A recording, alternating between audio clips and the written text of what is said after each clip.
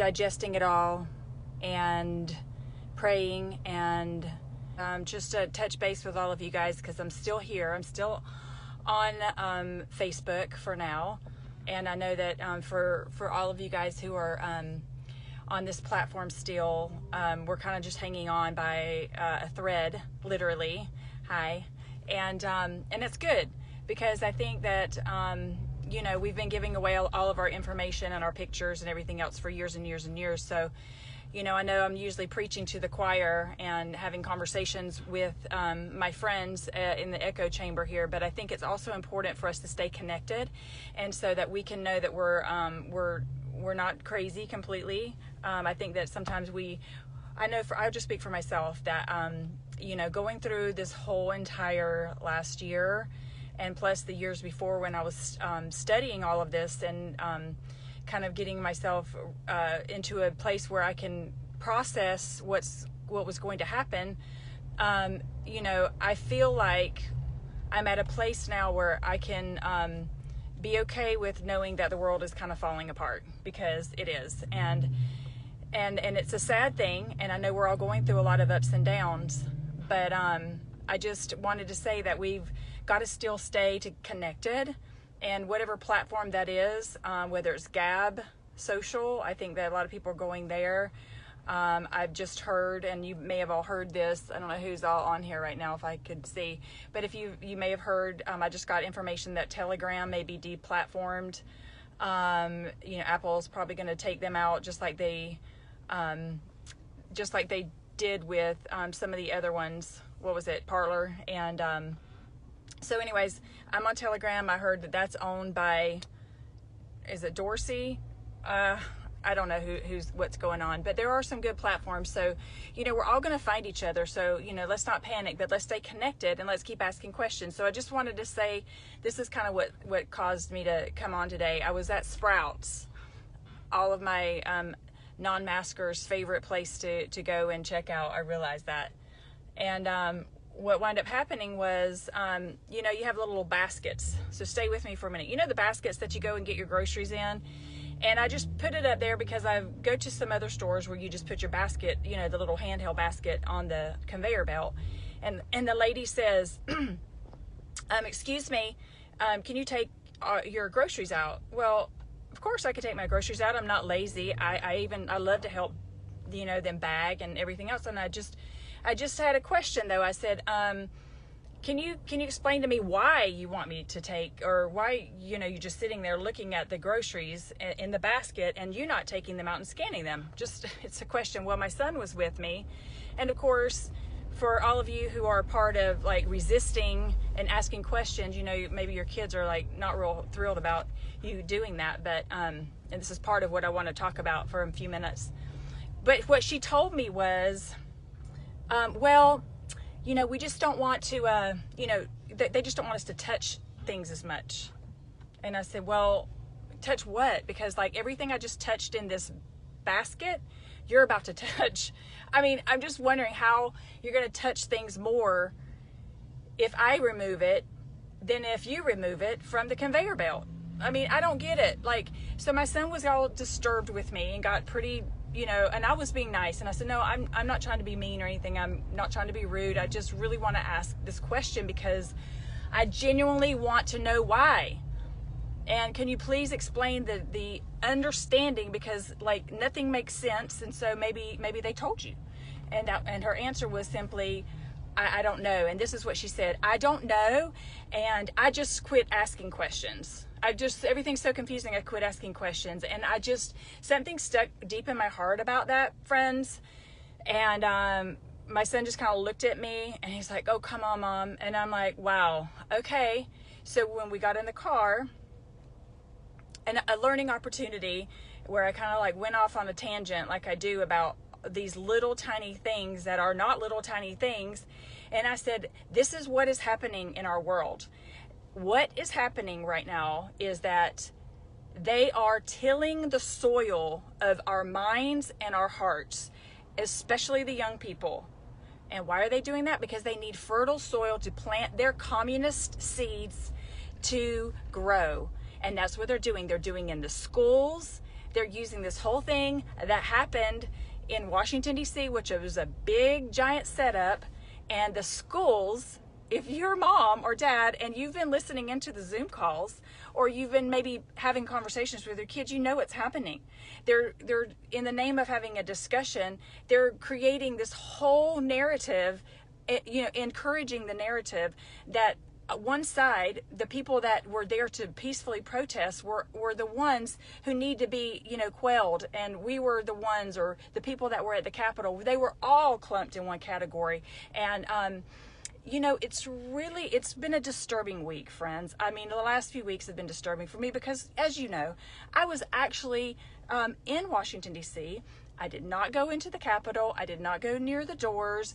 I was kind of walking towards the situation when the mayhem happened, not to mention I was there when the president was speaking, and while he was speaking, the Capitol was being broken into. And now we know that the witch hunt that has been happening with President Trump, with his another hoax impeachment, was truly done with guilty until proven innocence, and we all know this. And so what I'm trying to say is this little basket of groceries started me on a tangent about what's happening with how our citizens, and especially our children, are being indoctrinated in this way that's ridiculous, and nobody wants to ask questions anymore. Everybody just wants to just go along with whatever somebody says. And I said, this is the thing, and just you can chime in here, but listen, when we stop asking questions and we stop asking why I have to take out the groceries instead of you, that's when we've really, really lost what we call freedom and democracy and the ability to, find out what's going on. If we're just going to keep doing this thing over and over again because somebody tells us to, well then, guess what? They're going to put in the little seed, and when it gets into the right soil, it's going to blossom and grow.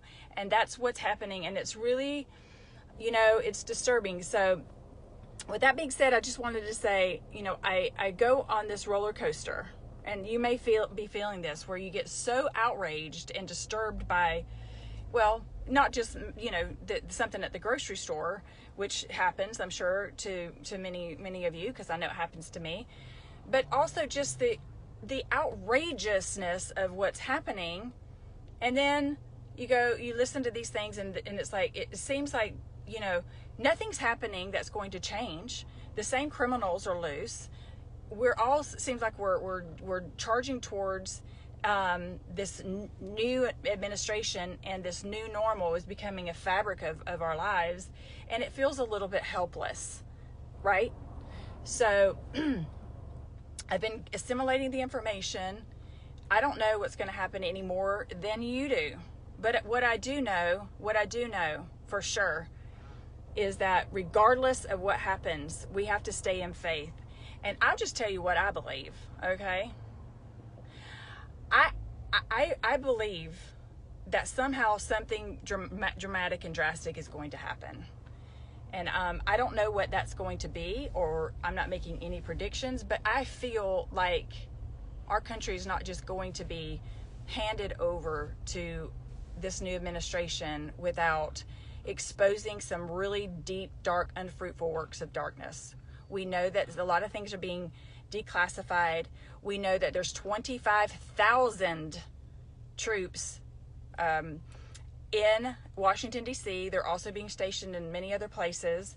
And, we can just go, oh, yeah, that's for inauguration. This is not a normal thing, okay? So ask questions. Let's not quit asking questions. Let's get ourselves prepared. I've told my friends, please just prepare. Don't just sit back and if something were to happen, just not be ready. Anything could happen. An earthquake could happen.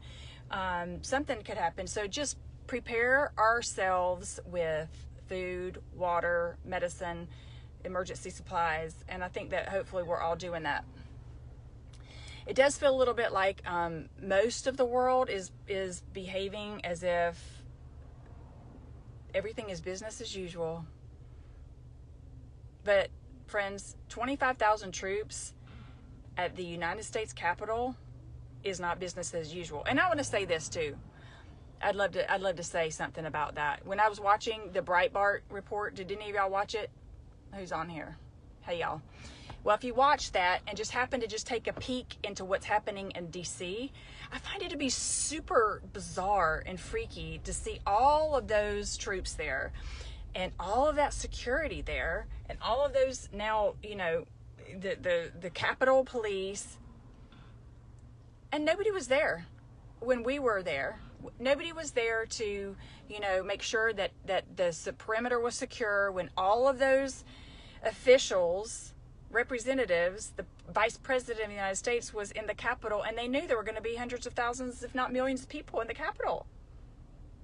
I mean, we know by now, right? We know by now that when you see and you hear, and people like myself or other people that were there that said there was no mayhem.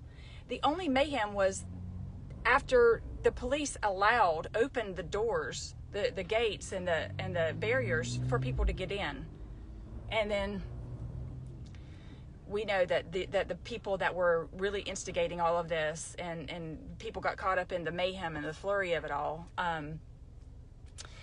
that they were not on the side of freedom and truth. And I want to just reiterate this once again, if anybody cares to hear it, because I think that what's happening is that we are not, because of the narrative has been so intense and so strong. I'm actually still like in traffic. Can you believe this? That because the narrative is so strong that anybody who stands for freedom, if you dare say 1776, if you dare talk about MAGA or Trump, you're a terrorist. You're like a domestic terrorist. You're like supporting, Orange Man bad, and you're supporting all these things. And so I feel like a lot of people have been a little bit shell shocked about it all, and that's understandable. Even as deeply as I believe in it, I felt like shell shocked. But we have to stand up, no matter what the tyranny is, with wisdom, because I promise you that what the kind of person that you are, that's kind and loving and wanting freedom and wanting a free and fair election, and knowing that what we're doing in our country is based on our Constitution, that is what the supporters of the Trump administration are about. And I just want to say that it's not necessarily about President Trump, but it's about our freedoms. And when votes are being taken from one candidate to another, I mean, listen, if it was the other way around, and I found out that votes were being taken from Biden to Trump, I would be equally as upset, because this country is supposed to be different than our neighbors who don't have the United States Constitution, who didn't go through the American Revolution to get that. And that's what we were all there for. And why are we not asking more questions, by the way? And let's go back to that, and I'm going to end with this because I'm rambling. I know most of you aren't going into stores because you don't wear masks, and I understand that. And I wear my scarf, and sometimes we have to do what we have to do. I can promise you there's some ditches that will die in, and that is the vaccine. Don't get me started about that, because you all know about that one. But we need to ask more questions regardless of what we're doing. And let's don't get caught up in fighting with each other, because a lot of people are confused right now about what's happening. But we need to stay united and stay connected, and asking questions and encouraging our kids to ask questions. I think that the main thing that happened to me today that really showed me in this week was how easily our kids are swayed by a narrative and peer pressure. in a way that's like never before. And I can now understand in a way that's Technicolor, that's like live 3D, 5D, how, you know, it happened in Nazi Germany. I can see how people got caught up in the frenzy and just blindly followed a dictator because they controlled the airways, they controlled the narrative, and I see it. And so that's why I get worked up with the kids about it, because if we as parents, aunts, uncles, grandparents don't, you know, really call it out when you see it. So if you see it, you call it out. No, we're going to ask why. We're going to ask why, and we're going to use our brains. We're going to use our intuition, because we're not going to just blindly follow. I was telling Carson that my grandma used to get so mad at me when I was little, and I've never changed, because I always ask why. Why? Because if you don't ask why, then you're going to just say, okay, well, I guess this is just the way it is. But this is not supposed to be just the way it is.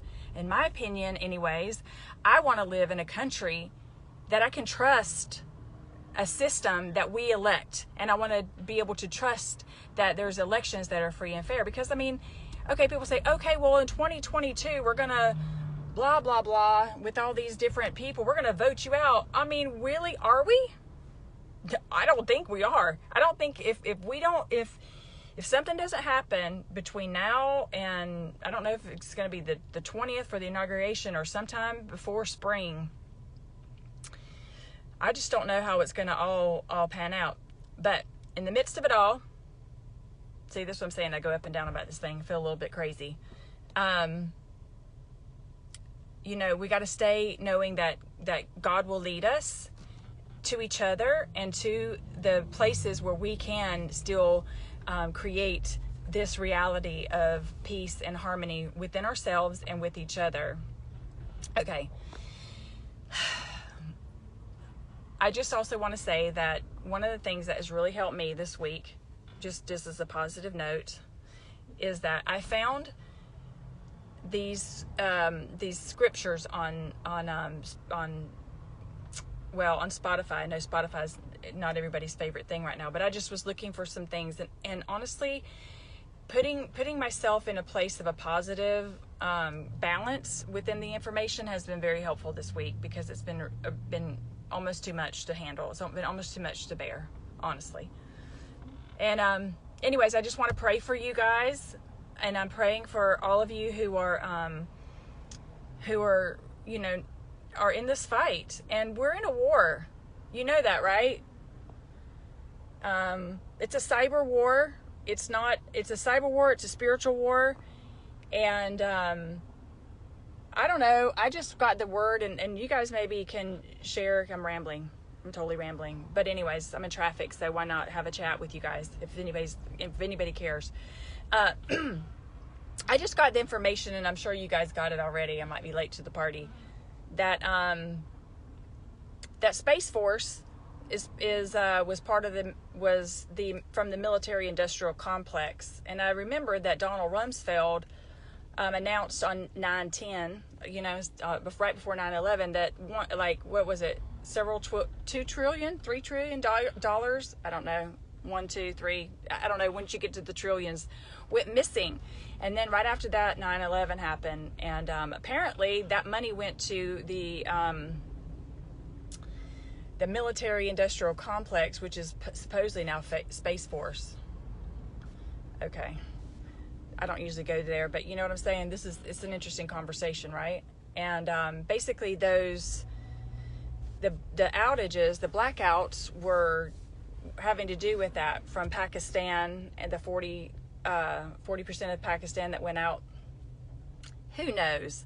I don't know. I don't have my, I'm not there with my eyes on all the things, but I find it interesting. And the reason I even brought it up was to say there's a lot of different thoughts going around about things, and because I've been following some of this stuff for years, the pieces are starting to come together, and it does actually make a little bit more sense to me. And